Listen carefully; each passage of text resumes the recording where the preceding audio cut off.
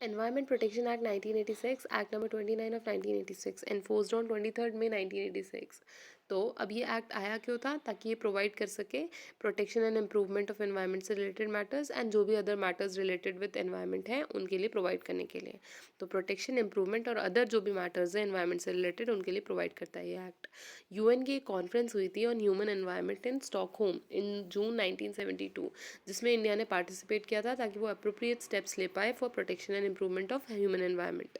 Now इसके लिए necessary था फर्दर कि इम्प्लीमेंट भी किए जाए उन डिसीजंस को जो अफोरसेड हमने कॉन्फ्रेंस में लिए थे, एंड एज फार एज जो भी मैटर्स डिसीजंस रिलेट करते हैं with prevention of and protection and improvement of environment and prevention of hazards to human life, human beings और other living creatures, plants and property. तो दो चीज़ों को लेके जहाँ पे भी डिसीजंस हैं उनको तो इम्प्लीमेंट करो। पहला, improvement and protection of environment and prevention of hazards to human life, other living creatures, plants and property.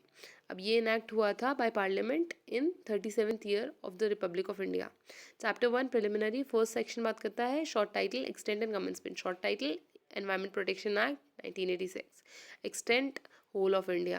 Then commencement, commence तब से होगा from the date as such जो central government by notification in the official gazette appoint करेगी, और different dates appoint की जा सकती हैं for different provisions and different areas के लिए। सेक्शन 2 बात करता है डेफिनेशंस, ए से लेकर जी तक डेफिनेशंस बताई हैं। पहली है एनवायरमेंटल, 2A बात करती है एनवायरमेंट की। तो एनवायरमेंट इंक्लूड करेगा air, water, land and inter relationship which exist between air, water, land, human beings, other living creatures, plants, micro organisms and property. ठीक है। बी बात करता है एनवायरमेंटल पॉल्यूटेंट। पॉल्यूटेंट मतलब पॉल्यूट करता है जो एनवायरमेंट को, इंजरी पहुंचाता है जो एनवायरमेंट को। तो कोई भी मीन्स एनी लिक्विड, सॉलिड और gaseous substance present in such a concentration that it will और it tends to injure the environment, injurious to environment. ठीक है। सी बात करता है एनवायरमेंटल पोल्यूशन। तो जब भी एनवायरमेंट में कोई एनवायरमेंटल पोल्यूटेंट प्रेजेंट है तो उसे एनवायरमेंटल पोल्यूशन कहेंगे। देन डी बात करता है हैंडलिंग। तो handling in relation to any substance मतलब आपने उस सब्सटेंस को मैन्युफैक्चर कर रहे हो, प्रोसेस कर रहे हो, treatment, package, storage, transportation, collection, use, destruction, conversion, offering for sale, transfer और like of such substance. Then E बात करता है हजार्डियस सब्सटेंस की। तो हजार्डियस सब्सटेंस मतलब एनी सब्सटेंस और प्रिपरेशन, ठीक है, एनी सब्सटेंस और प्रिपरेशन जो अपने केमिकल या फिजिको केमिकल प्रॉपर्टीज़ या हैंडलिंग की वजह से हार्म कर सकती है, may harm cause harm to human beings, other living creatures, plants, micro organisms, property और एनवायरनमेंट।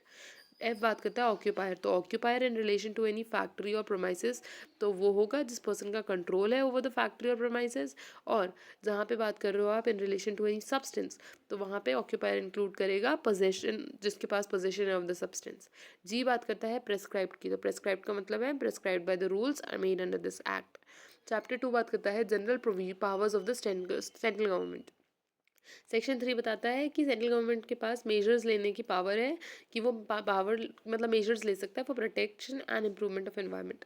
सब सेक्शन 1 वही बताता है सिंपली कि पावर है एनवायरनमेंट सेंट्रल गवर्नमेंट के पास कि वो प्रोटेक्ट और इम्प्रूव करने के लिए मेजर्स ले सकता है, एंड साथ ही साथ प्रिवेंट करने के लिए या कंट्रोल करने के लिए या अबेट करने के लिए एनवायरमेंटल पोल्यूशन को।